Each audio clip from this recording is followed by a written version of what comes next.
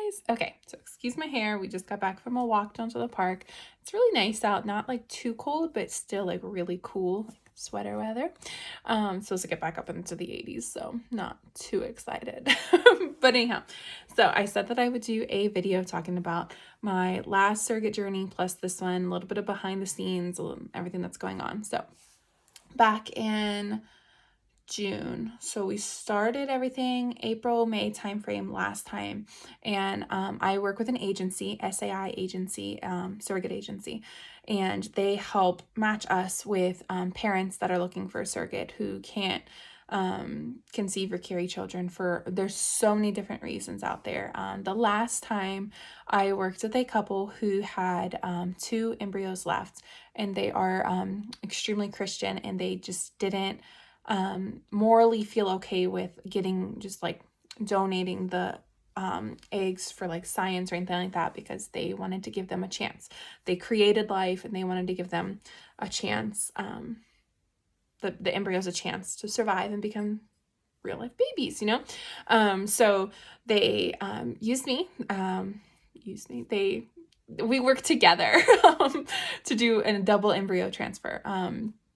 And these were, like I said, their last ones. And it wasn't that they didn't want any more children, but it was nice because there was no pressure.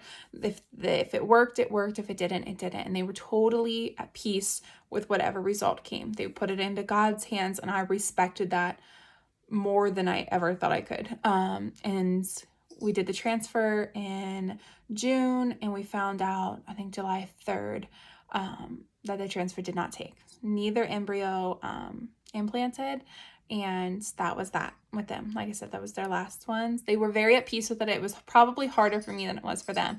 They were totally like at peace. They were, obviously they would have hoped for a better outcome, but they understood that that just wasn't what God had and planned for them, and there was no hard feelings.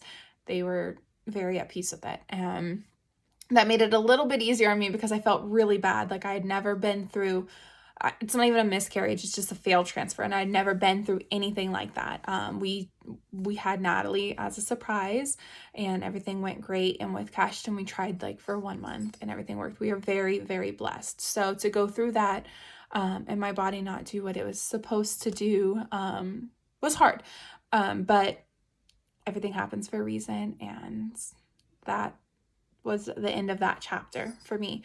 And so once my body got back to normal, or as normal as it could be, I told the agency, like, yes, I would like to find another couple, because I do want to be I don't want to say an actual surrogate, because I was a surrogate for them, it just didn't take. And but I wanted to like actually do a surrogate pregnancy.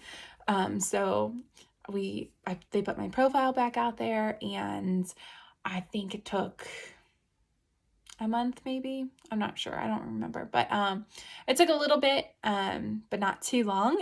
And I matched with the couple that I'm with now. And they live locally, and I won't share anything about them personally, because that's none of anybody's business. Plus, I have a contract signed that says that I can't. But they are a couple here. They're really, really sweet. We talk weekly. I let them know everything that's going on, all of my appointments, everything. They are beyond supportive, and they're here for anything that I need. So they're really awesome. So that's that. I matched with them. Our next transfer is November 11th. We are transferring 2 very healthy, tested, like everything looks good genetically and everything with them. Their makeup should be perfect for them to stick. So that's exciting, very exciting. But let me give you guys a little bit of like the behind the scenes. So I know I posted a long time ago, like if anybody would like me to go in depth about like what happens before medication or anything like that. So I'm going to take it back a little bit. So like I said, I work with SAI, surrogate agency. And when you even want to become a surrogate, you get to like fill out this form, and then somebody will reach out to you and just chit chat with you to make sure that you meet the like requirements that they have. Like for example, you have to be, I believe it's under 40, you have to have already had successful pregnancies and deliveries, and there's just certain things that you can't have like on your medical record. And there's some things that they work with. So if you ever have any questions and you think like, I don't think I could do that, but I would like to find out. Then I would definitely reach out to them, because there are some things that they can work with, and there's some things that it's just not safe for you to go through with surrogacy, because it is a lot of strain on your body, a little bit more different than a traditional pregnancy. So there are some things that they can't work with, and some things that they can. So feel free to reach out to them and see if it's something that you can do, or, you know, if you just even have questions, like it might be something that you might want to do, but you don't know, then I would reach out to them, or you could reach out to me, although I'm not working with the agency, so I can't give you any definitive answers. But if you have any general questions, I can maybe try to help you or point you in the direction of somebody who can with the agency. So you go on their website and you fill out the form, the interest form, and somebody contacts you and goes through like a preliminary list of questions. And then from then you go and you get, you send them all of your medical records, and you have to get a clearance letter from your OB. The first time I did it, it was, I don't even have like an actual OB, because my babies were delivered in Colorado and we live in California now. So I went to like my primary care, and that was not enough. I did have to go to an actual OB, and they do like a full pelvic exam and everything, just to make sure that everything looks good. And then they give their consent that says they don't see anything wrong that would prevent you from being a gestational carrier. And a gestational carrier means that you are carrying for them, but it is not your baby. So just to clarify there. So it's, their embryos are already created, and then they transfer into me, into my uterus. So it's not my baby in any way, shape, or form. I'm just carrying their baby. Hope that makes sense. But anyhow, so you do the OB clearance, and then you submit that in, and then you go through a psych clearance. They want to make sure that you're not depressed or have any underlying mental issues that are going to prevent you from going through with this. So they want to make sure like that you're not going to be needing any kind of medication or anything like that. I do have PTSD on my record from a sexual assault when I was in the military. So that is something that I have, and it did not disqualify me, but I was very upfront with everybody with it, with the agency, with both sets of intended parents, with the psychologist. Everybody has been, I've told everybody about that, and I'm not currently on any medication. I've gone through extensive amounts of counseling to get to where I am today, and I don't need medicine to help me throughout my day or anything like that. So that was nice to be upfront about that, and we did talk about that with the psychiatrist and our psychologist. Anyhow, the doctor. We talked, and there is a long test, like they'll ask you, I don't know how to explain this. It's like on a computer, at least mine was. I don't know how it works with COVID now, but like I went into his office and we did like just chit chatting for a little bit, and we made sure that we were on the same page with like what my intended parents wanted and things like that, and just my overall being. And then we did like a personality quiz almost, where we went through, and it helps identify if you have any like OCD or psychological problems, or just how your like temperament is in general. So we did that, and everything looked good. And he said that I was mentally cleared. Like my psychological screening was good. So we could go ahead and move forward with that. And then you go to your, the clinic that is going to do your transfer, or the one that you're like working with. And so like mine is in La Jolla, and I have Dr. Smotrich, who is amazing. And I love him, like the entire office, amazing. So I went to them both times. I have him, and you go in and they do an exam there, and they do an ultrasound where they take a little bit of dye, and I think it's dye, and they put it through a catheter into your uterus, and they like shoot it through a syringe into the screen, and they see it. And to be honest, you're gonna hear my kids screaming. They literally fight all day long, so you're not gonna get a quiet video. But anyhow, so they shoot this like little dye in. It's just a little bit. And to be honest, I don't really know 100% like what he looks for. All I know is that he's looking for something. And this probably isn't like the most informational video. I'm sure you can find better ones out there, but this is just me, raw and real, my personal experiences. But yeah, so he shoots a little bit of dye into your uterus, looking through an ultrasound. And he takes a picture of it, and then he looks to make sure that there isn't anything else going on in there, looks at your ovaries and stuff like that. The first time that we did that, I had cysts on my ovaries, and they give you just a little bit more medication to like calm those down. And a lot of times when you have your menstrual cycle, those will go away. So it's not that big of a deal. But he makes sure that there isn't anything else going on. And then from there, you get his approval to move forward. And you also do blood and everything like that, where they test for like all STDs, HIV, all of that. And they check my thyroid then. And the first time I did this is when I found out that I had a thyroid condition. So I needed to start on medication for that, which is pregnancy safe. And I've been on that ever since.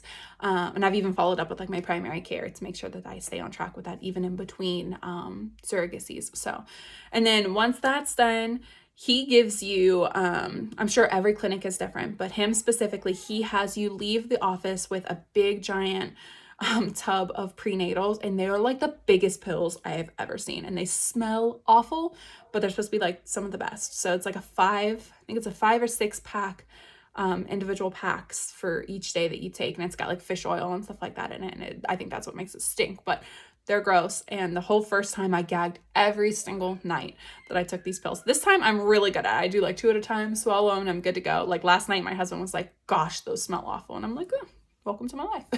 But I'm almost done with those, and I get to start like just a single pill now. So that's pretty exciting. But he sends you home with those, birth control, and baby aspirin. And he gives you like a protocol, like a schedule of like when you'll start those ones. You get to start before legal contracts are done for his office, but so the next step would be legal. And so an attorney contacts me and the intended parents, and a legal contract gets drawn up, and it talks about everything that's going to happen, making sure that like I'm only like that I don't have any other sexual partners, that I stick with every single thing that the doctor says, that I take all of my medication exactly the way that it is prescribed to me, all of these things, that I won't leave the state once I get so far along. There's a new clause in there for COVID that I will abide by all COVID guidelines, things like that. So it's a long contract. I want to say it's like 50 some pages long. Just making sure that you're both on the same page. It goes through like all different scenarios and stuff like that, and that's all in there. It's, like I said, it is long, but your attorney, like my attorney, went through, we do a phone consult, and we go through pretty much word for word anything I have questions about or anything like that. We go over and we make sure that we are 100% satisfied with it, and then I 100% know exactly everything that's in the contract. Then you have to go, you and your spouse, like me and my husband went, we get it notarized as we're signing it, and we mailed it off. And so did my intended parents, which IPs is what intended parents are, so I'll say that a lot. They sent theirs in, notarized theirs, and sent it in. And then once legal contracts were officially done, we get the legal clearance to start injection medications. So back to like the birth control and all that stuff, that was started beforehand, and that's just to get your cycle where the doctor wants it to do the transfer. So I picked my transfer date for November 11th, and then he works around that to make sure that my body is ready for that transfer. So you take like the first, I think, 2 weeks or something of birth control. He has everything wrote down. You take the first so many weeks of birth control pills, the prenatals you stay doing, the aspirin you stay doing, and then you go in for regular checkups and ultrasound and blood work and everything. Excuse me. And then the first injection medication that you start is Lupron, and those are the belly shots. And they are no big deal. They shut down your ovaries. And the needle is like this big, super small, and you just grab a little piece of Bolly's flub and just boop, easy day. Those are taken every single day at the exact same time for me. I do 6 o'clock, and just because that's like right before dinner, I'm normally home at that time. There's been one time where I wasn't, and I went to church and I took it with me and did it in the parking lot because I was really dead set on like sticking with the exact same time. I later found out that I could have taken it before I left. But that's a whole different thing. Anyhow, so that's the first medication. And then what I started yesterday, which is what I made my post about, was the Delestion. And that is a twice a week, Monday and Thursdays, and it's like a 2-inch needle. And that goes into it's intramuscular. So mine are in the top of my butt, like lower hip, top butt area.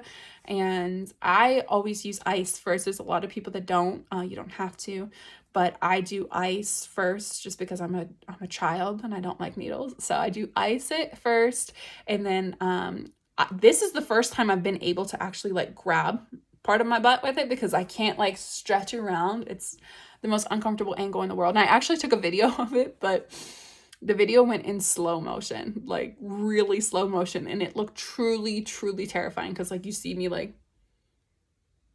sticking a needle in at like turtle speed. So I'm not going to share that with you. I shared it with my mom and my best friend, and I was like, look at how terrifying this is. And they agreed, like, it is scary looking.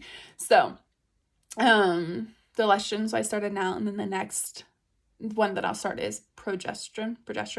It always sounds weird when I say that, but, that's the next one that I'll start, I think, next week, and it is daily plus the Delestion. And then at some point I get to stop the Lupron pills or Lupron shots. So there's also like antibiotics that they start, extra progesterone pills that go with it. The antibiotics are just in case like an infection were to occur when you do the transfer and all that stuff. So that's the gist of like the behind the scenes, working with the agency. They help us match. We go through the matching process is really just you talking with the intended parents. So like I FaceTimed because of COVID the first time I met my intended mom out for lunch. We went to a pizza place and I was so nervous, but it was really chill. This time we did FaceTime because of COVID. And it was just me and the husband and wife. We FaceTimed and they asked me a bunch of questions just to see if like we would like each other, pretty much. Like it's almost like a dating thing. Like, do you want to go forward with this?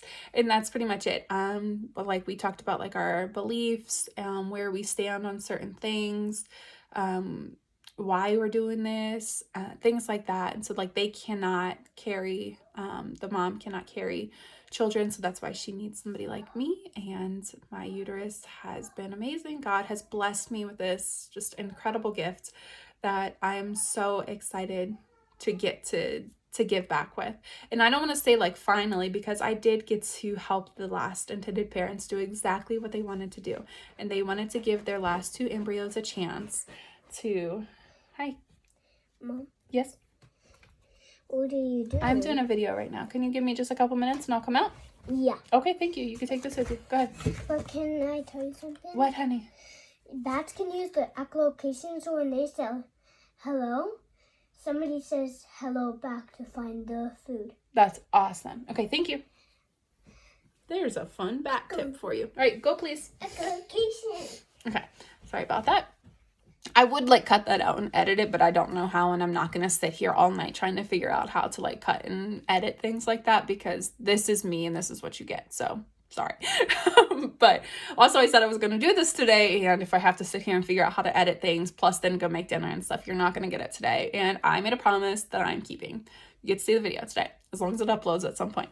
Anyhow, yeah, so I talked with my intended parents and we all are on the same page with a lot of things, and they just seem like really great people. And so, and I was saying that the reason that I'm doing this is that God has given me this gift that I want to honor him with. And I want to give back to people who can't. Like, I don't know where I would be without my children.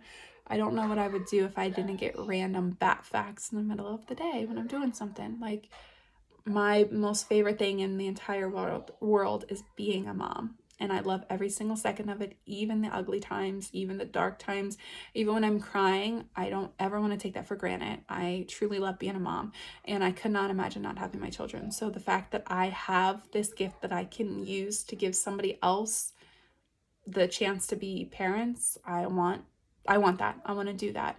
I want to fly. I want to honor God for giving me this gift to give back. So that's my reason behind everything and why I want to do it. And it's not something that I just rushed into. I met an amazing mom in Colorado. I helped her with her boys when she was working, and they were the sweetest, most craziest, rambunctious little boys ever. And my daughter loved them so much. Cashin was too little. We left there before he was even 1, but they were just awesome. And she worked with an agency in Colorado, and she was a surrogate herself. And she's the one that like opened my eyes to it, I guess. The one that like, I was like, wow, that's something I would love to do. And I've thought about it ever since. And so I'm finally at a time in my life when I'm done having babies. We are very happy with our 2 that we have, and our family does feel complete, and I'm done nursing and all that stuff. So now is the time that I want to give this gift to somebody, and I'm really hoping that it works. So that's that. Hopefully that explains everything. So like I said, the next steps are more shots, more medication, and then the transfer is on the 11th. And I don't know what time or anything yet, but pretty much if it goes the same as last time, which I think it will, they'll give us like an appointment time. We show up. It's super quick and pretty easy and painless. So we go in. There's some like paperwork that I fill out that just says, that there's always a risk of complications with literally everything. You can get an infection or something like that. So you fill out those things, that paperwork. They give you, oh my gosh, I cannot think of that medication right now. Oh, I can think of it. They give you a medication to calm you down. I cannot think of it. But not like a Xanax, but something like that helps you calm down, and just like it also helps with your uterus, because I mean your uterus can contract involuntarily when things enter, like ultrasound wands or speculums and things like that. So it just helps calm your nerves, calm your uterus and everything, to make everything go smoothly. And then last time they had this big screen up where I could watch the little embryos in a little petri dish, and you could see them like moving, which is really cool to me. It's like on a microscope and stuff. You see them moving, and then they like take it and they put it into like a syringe kind of thing, and they stick a catheter up through your cervix into your uterus and plunge it, shoot them in. They take a picture so they can see that they're in there, and that's it. So, and then you have to sit on the bed for 30 minutes, unless you like really have to use the bathroom, which thankfully last time I didn't. You do have to go in with a full bladder, which is so hard for me because my bladder, I feel like, is the smallest in the world. So I'm like, if I have to pee just a little bit, it feels like I have to pee so much. And it's gotten worse with children. So when I went in there, I actually got there so early that I could use the bathroom beforehand. I like went last time I went in, I used the bathroom, and then I just sat in the lobby and just prayed and waited until it was a little bit closer to time, and then I went up there. So I had time to like pee and then like let my bladder like refill itself. I sipped on water a little bit, but not too much because I didn't want to be uncomfortable. But anyhow, and so then you lay on the bed when everything's done for 30 minutes or so, and then somebody comes and picks you up because you got that medication helped you relax, so they don't suggest that you drive. So my husband will be there. He'll pick me up and drive me home, and you always get McDonald's fries afterwards because it's fertile fries. And I'm sure that's just a myth, but why not, right? I like McDonald's fries. So we get those on the way home, and then it's 3 days bed rest. So the day of the transfer plus 2 days after, and I just get to lay in bed, and I don't have to change any diapers, and I don't have to do any dishes, and my husband waits on me hand and foot and brings me food and water, and I get to watch all of my shows. And what is even more amazing is that my transfer is the 11th, and do you guys know what the 12th is? November 12th. Grey's Anatomy. I'm so excited. So I get to watch that in bed, relaxing. So I'm pretty excited. And then after that, you do a couple blood draws in between, just make sure that your hormone levels, the progesterone levels and stuff are where they are. And 2 weeks after transfer, they do a HCG pregnancy blood draw on you to see if the transfer worked. And fingers crossed this time that it does work and that we can move forward and get to see some miracle babies be born. So pretty excited. This is a really long video, and if you've stuck around for the entire time, then bless you. To deal with my craziness and my crazy kids and my rambling on and on and on. But hopefully that answers some of your questions and keeps you up to date with where I'm at. I plan on sharing this entire journey with you guys, not just, I mean, for if anybody has any questions, that's great. For my friends to support me and to pray for me, pray for the families, pray for the embryos, the doctors, all of that stuff. And just so that I can look back, because that is something that I did from this time, from the first time, like I looked back, if you guys follow me on Instagram or anything, then you can see that like I did videos of the shots and stuff, and that's cool to look at that and just be like, I already did this, I did that, look at that, I did this. So that's cool. And so I want this to look back on, for people to pray for everybody and everything involved, and to be information for somebody who's maybe thinking about it or has any questions. And as always, you can reach out to me and ask me anything. I'm an open book. And if you have questions for the agency, again, it is SAI, Surrogate Alternatives, is the agency that I work with, and they're amazing. Every single person I have met through them is amazing, and they are there to answer any and all of your questions. So reach out to them. Somebody just fell.